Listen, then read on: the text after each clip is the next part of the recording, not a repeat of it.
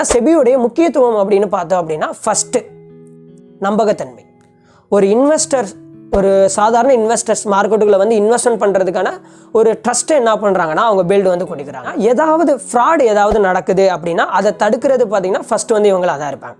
அடுத்து பார்த்தீங்க அப்படின்னா ஸ்டாக் மார்க்கெட்டோடைய டெவலப்மெண்ட். முக்கியமாக பார்த்தீங்க அப்படின்னா இவங்க இருக்கிறதுனால அதிகமான மக்கள் என்ன பண்ணுறாங்கன்னா ஸ்டாக் மார்க்கெட்டுக்குள்ளேயும் வராங்க.